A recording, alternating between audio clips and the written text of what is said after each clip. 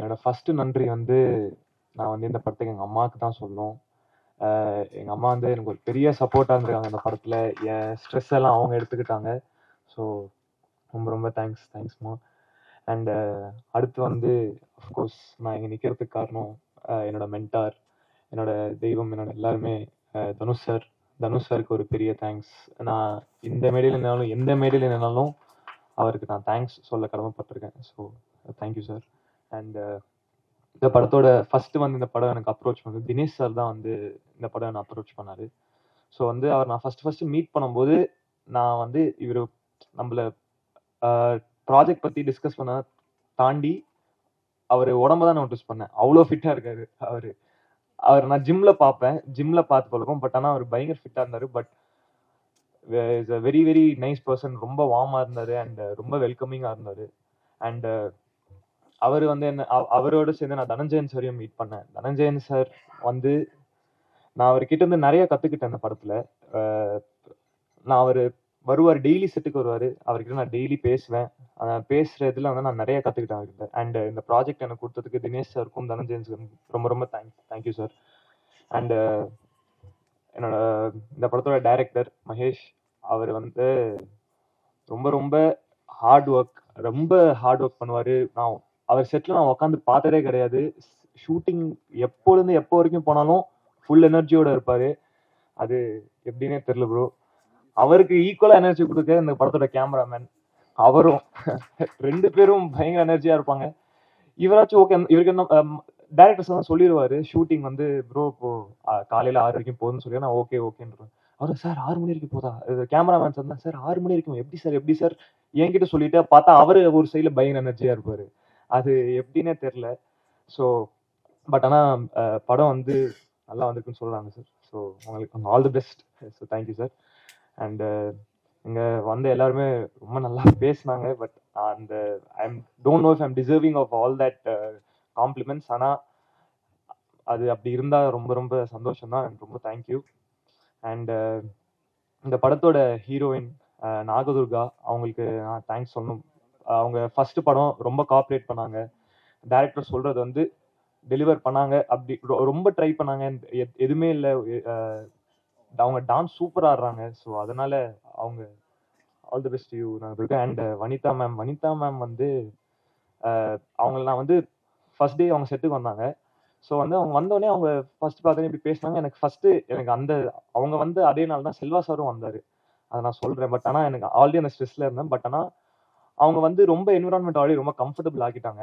And அவங்க அவங்களோட combination 3 நாள் கண்டினியூஸாக போச்சு. ஸோ அது அவங்க ரொம்ப கம்ஃபர்டபுள் ஆகினாங்க. So thank you so much for that ma'am. And இந்த படத்தில் வந்து நான் 2 லெஜெண்டரி டைரக்டர்ஸோட நடிச்சிருக்கேன். அது எனக்கு ஒரு ரொம்ப ரொம்ப பெரிய பிளெஸிங்காக பார்க்குறேன். ஃபர்ஸ்ட் வந்து கேஎஸ் ரவிக்குமார் சார் எனக்கு இந்த படத்தில் அப்பாவை பண்ணியிருக்காரு. Sir thank you so much sir. உங்ககிட்ட நான் நிறைய கற்றுக்கிட்டேன் சார். அண்ட் நீங்கள் எனக்கு கற்றுக் கொடுத்த இம்பாக்ட் வந்து இந்த படத்தில் மட்டும் இல்லை சார். நான் இதுக்கப்புறம் எந்த படம் பண்ணாலும் கண்டிப்பாக அதில் இருக்கும் சார். அண்ட் இந்த படத்தில் வந்து ஒரு இம்பார்ட்டண்டான ரோல் வந்து செல்வா சார் பண்ணியிருப்பாரு. நான் வந்து செல்வா சார் நான் அதுக்கு முன்னாடி செட்டுக்கு போயிட்டேன். செட் நான் ரெடி ஆகி போய் நான் என்னோட பொசிஷனில் போய் உக்காந்துட்டேன். யூஸ்வலாக செட்டு கொஞ்சம் கலகலன்னு இருக்கும். அன்னைக்குன்னு பார்த்து செட்டு ரொம்ப சைலண்டாக இருக்கு. நான் வந்து மேக்கப் ஆர்டிஸ்ட் இருக்காரு. அவர்கிட்ட கேட்டேன், என்ன ஆச்சுன்னா எதுக்கு ரொம்ப சைலண்டா இருக்கு அப்படின்னா, செல்வா சார் வராரு அப்படின்னா. செல்வா சார் அவர் வீட்டில் வந்து ரொம்ப பாசமானவர், எதுவுமே சொல்ல மாட்டாரு. எதுக்கு இவரை பார்த்து எல்லாரும் பயப்படுறாங்கன்னு நான் இது அதுக்கப்புறம் இல்லை செல்வா சார் வர அதான் செட்டு, அவரை பார்த்து பயப்படுறாங்க, சரி ஓகே வரட்டும்னு சொல்லிட்டு நான் வெயிட் பண்ணிட்டு இருந்தேன். செல்வா சார் வந்தாரு. பார்த்தா நான் அந்த கெட்டப்ல அவர் பார்த்தே இல்லை. போலீஸ் கெட்டப்ல வந்திருந்தாரு. வந்தோடனே நான் பயந்துட்டேன்.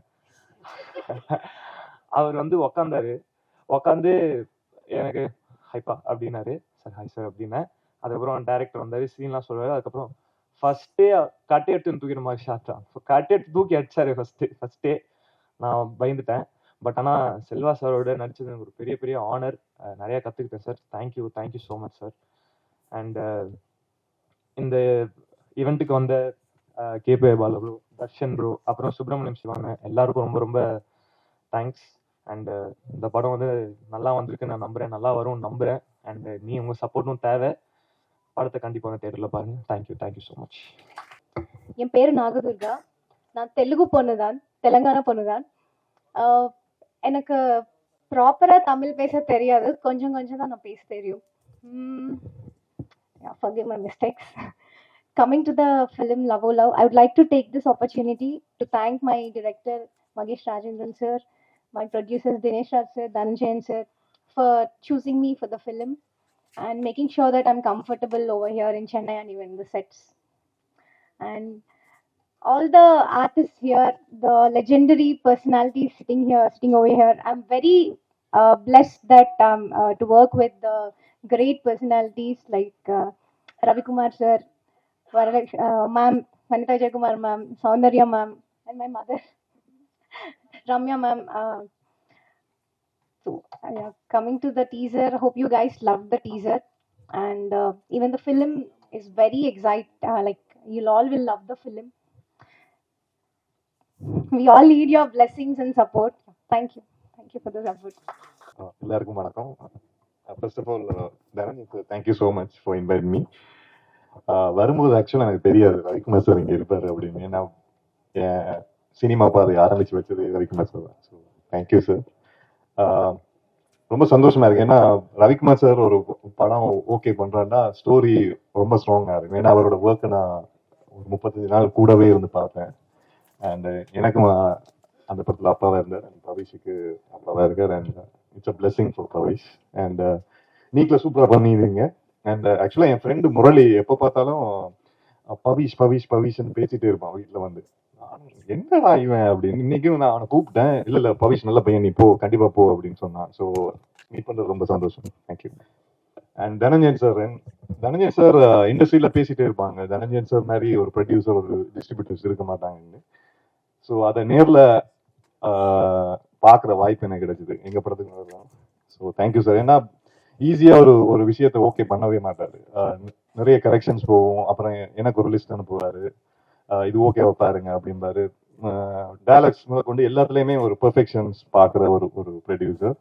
ஸோ ஆக்சுவலாக டீசர் அனுப்பியிருந்தார். எனக்கு ரொம்ப ரொம்ப ஒரு ஜென்சி கேட் லவ். ஏன்னா இந்த படத்தோட காஸ்டிங் நடந்துட்டு இருக்கும்போது மகேஷ் அங்கே இருந்தார். And we have spoken. So அந்த ஸ்டோரியோட லைனை சொல்லிட்டு இருந்தாரு. அண்ட் இப்போ இருக்கிற ஜென்சிக்கு இருக்கிற ஒரு பிரச்சனையை எடுத்து பண்ணியிருக்காரு. So all the very best. Teaser ப்ராமிசிங்காக இருந்தது. And can't wait to see the movie. And வனிதாக்கா ஆக்சுவலாக வந்து பார்க்கல சத்தியம். ஸோ நடுவில் டிஸ்டர்ப் பண்ண வேணான்னு இருந்தேன். ஏன்னா வனிதாக்காவோட பவர் பிக் பாஸ்க்குள்ள எல்லாருமே பார்த்துருப்பேன், நானே பார்த்துருக்கேன். ஸோ கண்டிப்பாக அவங்க ஒரு பெர்ஃபார்மன்ஸ் பண்ணுறாங்க, ஒரு ரோல் பண்ணுறாங்கன்றது கண்டிப்பாக அது ஒரு சாதாரண விஷயமா இருக்காதுன்னு நம்புகிறேன். அண்ட் சின்ஸ் எனக்கு ஸ்டோரி தெரியுன்றதால அண்ட் அது ஒரு பவர்ஃபுல் ஒரு ஒரு ஒரு ஷோவாக இருக்கும்னு நம்புகிறேன். அண்ட் விஜி மேம் 2-3 தரம் மேம் கூட எனக்கு ஆக்சுவலாக டான்ஸ்ன்னு வந்தாலே நான் கொஞ்சம் ஸ்டெப் பேக் ஆயிடுவேன்.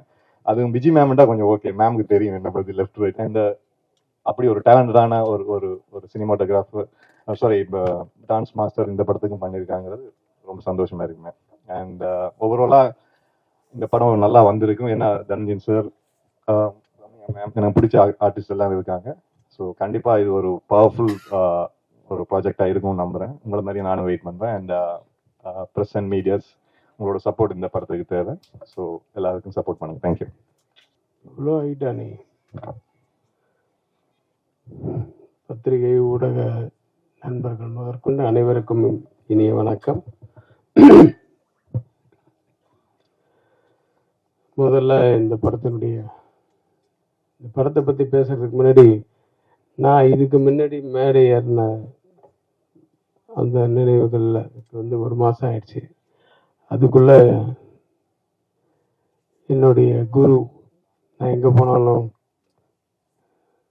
எங்கே பார்த்தாலும் காலை தொட்டு வணங்குற ஆர்பி சௌத்ரி அவர்களையும் பாரதிராஜர் அவர்களையும் இனிமே தொட்டு வணங்க முடியாது, மனதளவில் வணங்க வேண்டும். வனிதா சொன்ன மாதிரி கே ராஜன் சார். ஸோ எவ்வளோ மாற்றங்கள் நடக்குது. அதே மாதிரி இப்போ படத்துக்கு வரணும்னா முதல்ல தயாரிப்பாளர்கள் தினேஷ் அவர்கள் வந்து, நான் அட்வான்ஸ் எனக்கு வீட்டுக்கு வந்து கொடுத்தீங்க, அதுக்கப்புறம் நான் பார்க்கவே இல்லை. இல்லை, செட்டில்மெண்ட் ஆயிடுச்சு. தனஞ்சயன் சாரை வந்து எனக்கு ஒரு 25 வருஷத்துக்கு முன்னாடி தெரியும். 2000 நினைக்கிறேன். தெனாலி என்னுடைய சொந்த படத்தை வந்து முதல் ஒரு ஏரியா அவுட் ரைட் பண்ணாருன்னா இவர் தான் வந்து பண்ணார், ஆடியோ ரைட்ஸ். அன்னைக்கு அவர் அந்த இடத்துல இருந்தார். பாலா சொன்ன மாதிரி ஏர்டெல் கஸ்டமர் சர்வீஸ் கரெக்ட். அவர் உண்மையாக ஏர்டெல்ல வேற வேலை செஞ்சிருந்தாரு. கரெக்ட். ஆமா, ஏன்னா அது அங்கிருந்து அதுக்கப்புறமா நான் ஒரு சீசன்ல பார்த்தா என் ஃப்ரெண்டு பெங்களூர்ல இருந்து ஃபோன் பண்றான், இப்போ எனக்கு ஏர்டெல்ல வந்து எனக்கு ஒரு ஃப்ரான்ச்சைஸ் மாதிரி ஏதோ ஒரு இது பண்ணணும், சோலை பண்ணுன்னு ஃப்ரெண்டு. ஆமா, அதுக்கு என்ன இப்போ இல்லை அங்கே தனஞ்சயன் ஒருத்தர், இப்போ அவர் தான் ஹெட்டு, அவர்கிட்ட நீங்கள் ரெக்கமெண்ட் பண்ணுறீங்க. எந்த தனஞ்சயன்? அது முதல் ஆடியோ எல்லாம் வாங்கிட்டு. ஆமாம், ஃபோன் பண்ணா ஓகே, உடனே எது மிட் நைட்டில் ஃபோன் பண்ணால் கூட எடுப்பார். கரெக்டாக சொன்னான் ஏர்டெல்ல. ஸோ அந்த மாதிரி ஒருத்தர் எல்லா இடத்துலையும் இருப்பார். அவர் இல்லாத இடமே இல்லை. என்னை வந்து ஆக்சுவலாக வீட்டுக்கு வந்து இந்த ஆக்டிவ் ப்ரொடியூசர்ஸ் கவுன்சிலில் வந்து இப்போ ஈசி மெம்பரில் நீங்கள் உங்களை போட்டிருக்கோம், நீங்கள் வந்து மறுக்காமல் ஓகே சொல்லணும் அப்படின்னு சொல்லி தான் வந்தார். முதல்ல போய் மறுத்து பார்த்தேன். அப்புறமா அவர் ஒய்ஃபோட அவர் வந்துட்டார். சரி, அவர் ரொம்ப டிஸ்டர்ப் பண்ண முடியாது, அவர் சரின்னு ஒத்துக்கிட்டேன். அப்போ தான் சொல்கிறாரு, நீங்கள் வந்து இந்த படம் ஒன்று பண்ணுறேன், நான் டைரக்டர் அனுப்புகிறேன், இந்த படத்தில் நீங்கள் ஒரு ரோல் பண்ணணும், ஹீரோவுக்கு அப்பாவா அப்படின்ட்டு. நான் கதை கேட்டுட்டு சொல்கிறேன் சார் அப்படின்னு. அப்புறம் கதை கேட்டு அது ஒரு பெரிய கதை. மகேஷ் வந்து வீட்டுக்கு வந்த கதை கேட்குறதுக்கு, கதை சொல்கிறதுக்கு நான் சொன்னேன், என் கேரக்டர் மட்டும் கொஞ்சம் டீட்டெயிலாக சொல்லு, அவுட்லைன் சொன்னால் போதும், எனக்கு ஃபுல் கதையெல்லாம் வேணாம், அவுட்லைன் ஆஃப் த ஸ்டோரி சொல்லு, நான் புரிஞ்சுக்கிறேன், என் கேரக்டர் மட்டும் கொஞ்சம் டீட்டெயிலாக சொல்லுவார். ஆரம்பித்தா சார். அது நான் என்ன பண்ணேன், அன்றைக்கி ரூமுக்கு கூப்பிட்டு போகாமல் ஹால்லேயே உட்கார வச்சுட்டேன். சரி, யாரும் வரமாட்டாங்க. சார், அந்த பொண்ணு எப்படா உன்னை நீ பயங்கரமா சத்தம் போட்டு பேசணும்னு முதல்ல வந்து ஹவுஸ் கீப்பிங் வந்து எட்டி பார்த்தாங்க. அதுக்கப்புறம் கொஞ்ச நேரம் வச்சு குக்கு வந்து எட்டி பார்த்தாங்க. அப்புறம் 3ஆவது மாடியிலேருந்து என் ஒய்ஃப் வந்துட்டா, என்னங்க ஏதாவது பிரச்சனையா அப்படின்னு.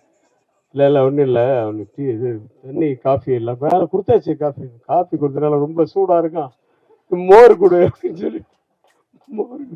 அப்படி வந்து அதாவது ஒவ்வொருத்தருடைய டைலாக்கையும் வந்து அவ்வளோ சத்தம் போட்டு பேசுவாப்புல. கொஞ்ச நேரத்தில் அவன் போனதுக்கு அப்புறம் ஒரு 2-3 நாள் கழிச்சு ஒருத்தர் வீட்டில் இந்த படத்தில் நடிக்கிறேன், அவன் தெரியும் அந்த அப்பா கேரக்டர் தானே சார், அந்த இது வந்து அவங்கவுங்க கதையை சொல்ல ஆரம்பிச்சிட்டாங்க எங்கள் வீட்டில். ஸோ வீட்டில் இருக்க அத்தனை பேருக்கும் கதை தெரியும். அந்த அளவுக்கு வந்து சத்தமாக பேசக்கூடிய ஆள். ஈவன் ஒவ்வொரு ஷாட்டுக்கு கூட நான் இந்த ஷாட்டை பற்றி சொல்லப்பா அப்படின்னா அந்த சில பேர் இருப்பாங்க, ரகுவரன் மாதிரி, முன்னாடி என்ன நடந்தது, பின்னாடி என்ன நடக்க போகுது, முதல்ல என்ன டைட்டில் இருந்து பிகினிங் சொல்லணும் எல்லாமே. இவர் அந்த மாதிரி இந்த ஷார்ட்ல என்னன்னு சொன்னா ஆரம்பிச்சாருன்னா டைலாக் நிறுத்தவே மாட்டாரு. அந்த மாதிரி டோட்டலா மைண்ட்ல ஊறி போய் பயாட் பண்ணி வச்சுட்டாரு எல்லாமே, டோட்டல் கண்டென்ட்டும். அதனால எப்போ கேட்டாலும் அந்த மாதிரி வரும், அப்படியே ஃப்ளோவா வந்துட்டே இருக்கும் அவருக்கு. So all the best Mahesh. நீ முதல் படம் மாதிரியே தெரியல, நீ வேலை வாங்கின விதமெல்லாம். கேமராமேன்ட்டு ஏதோ ஒன்று சொல்லி வேலை வாங்குறது, அவரும் ரொம்ப உண்மையாக அவர் சொன்ன மாதிரி சாப்பிட்டு தான், ஹம்பிள் தான், ஆனால் கிம்பிள் எப்போவுமே தான் தூக்கிட்டு. ஏய் பாலா, ஆனால் இதெல்லாம் ஓகே, பஞ்சஸ் எல்லாம் நீ வந்து நல்லா பண்ணணும். எம்ஜிஆர் இருந்தாங்க பாரு, அது வந்து மனசில் வச்சுக்கணும், அது மேலே ஏற்றிக்காத. யார் சொன்னது? சுப்பிரமணி. ஆனால் உண்மையாக அந்த குணம் இருக்கணும், அந்த குணம் இருந்தால் தான் மனுஷனா மதிப்பாங்க எல்லாரும். அது மட்டும் இல்லை, மதிக்கிறது என்ன, நமக்கே ஒரு ஒரு ஒரு திருப்தி இருக்கும். அந்த குணம் அவன்கிட்ட இருக்கு நிறைய. ஸோ இந்த படம் வந்து பவிஷை பற்றி சொல்லணும்னா, பவிஷ் வந்து விஜய் மாதிரியோ அது மாதிரி அதெல்லாம் நான் சொல்லலை. ஆனால் நான் நிறைய நேராக சொல்லியிருக்கேன் உங்ககிட்ட, ஏய் சில ஆங்கிளில் பார்க்கும்போது தனுஷ் மாதிரியே இருக்குப்பா அப்படின்னு சொல்லியிருக்கேன். ஸோ அது நீக்கு படம் பார்க்கும்போதும் அப்படி தான் தோணுச்சு. அதுவும் இல்லாமல் குரல் வந்து வாய்ஸு கூட கொஞ்சம் அப்படியே தனுஷ் மாதிரி இருக்குது. அவருடைய ட்ரைனிங் நிறைய இருக்குது. ஆமாம், இது செல்வா சார் நான் வீட்டில் பெரிய படம்லாம் கூட மாட்டியா? மாமாவா? மாமா கரெக்டு.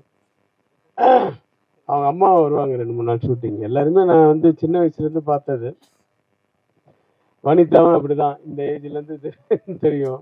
மஞ்சிகாவை பார்க்க வீட்டுக்கு போகும்போதெல்லாம் விஜய் சாரும் மஞ்சிகாவும் பார்க்கும்போது அப்போ இருந்து தெரியும். அது வந்து துள்ளலான ஒரு பொண்ணு தான். வாழ்க, நிறைய பயங்கரமாக நீங்கள் ஃபேமஸாக இருக்கீங்க. அது வந்து ஒரு தொழிலாகவே அது வந்து யாருக்கும் பயப்படாமல் ரொம்ப கட்ஸாக இருக்கிறவங்க சில பேர் ரொம்ப பேருக்கு பிடிக்கும். ஸோ அப்படி உங்களுக்கு நிறைய ஃபேன்ஸ் இருக்காங்க. ஸோ பவிஷ், உங்களுக்கு வந்து இந்த படம் வந்து 2வது படமாக எனக்கு தெரியல. நான் உங்களோட பெர்ஃபார்ம் பண்ணும்போது நிஜமாகவே நல்ல இன்ட்ரெஸ்ட் எடுத்து பண்ணக்கூடிய ஒரு ஆர்டிஸ்ட்டு. இந்த ஹீரோயினோட எனக்கு 2 சீன் சின்ன சின்ன பிட்டு தான் எனக்கு வந்து காம்பினேஷன் வந்தது. நாகதுர்கா அவங்க வந்து அவங்க நல்லா பண்ணாங்க. அந்த 2 சீனில் அவங்க அம்மா வந்து இருக்காங்க, என்னையே மிரட்டுற அளவுக்கு டைலாக் அவங்களுக்கு.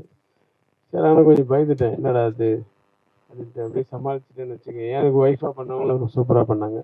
ஸோ ஆர்டிஸ்ட் மட்டும் இல்லை, எல்லா டெக்னீஷியன்ஸ் எல்லாம், விஜி டான்ஸ் மாஸ்டர் எல்லாருமே ரொம்ப நல்லா சின்சியராக ஒர்க் பண்ண ஒரு படம் இது. இதுதான் ஃபஸ்ட்டு விழான்னு சொன்னார் தனஞ்சயன் சார். தனஞ்சயன் சார் வந்து பட்ஜெட் படம்னாரு. நான் வந்து அதுதான் கொண்டாந்தேன். அவர் மேனேஜர் வந்து போய் பொக்கே கடைக்காரர்கிட்ட, எப்பா ஒரு பொக்கே எவ்வளோப்பாரு, ஒரு 2000 ரூபாய் ஆகும் சார். அப்படியா, எனக்கு வந்து 3 பொக்கே போதும். ஒரு பொக்கேல எத்தனை பூ இருக்கும், ஒரு 50 பூ இருக்கும். எனக்கு 5 பூவாக வச்சு 5 பூவுக்கு மேலே வைக்காது, 3 பொக்கே போதும், எல்லாம் டோட்டல் யூனிட் கொடுக்கணும்னு சொல்லி மேனேஜர் வாங்க வச்சிருக்கு. தனஞ்சயன் சாருக்கு வாழ்த்துக்கள். பட்ஜெட் படம் தான் இப்படி தான் பண்ணோம். சூப்பரா. அது மாதிரி பாருங்க, அது வந்து ஒரு ஃப்ரண்ட்ல நிக்க வச்சு எல்லாரும் பொக்கே பிடிச்சிட்டு நில்லுங்கன்னு சொல்லி போட்டோ வர எடுத்துட்டாரு. எல்லாருக்கும் நாங்கள் பொக்கே கொடுத்துருக்கோன்ட்டு. அதுக்கு தான் கொண்டாந்தாங்க.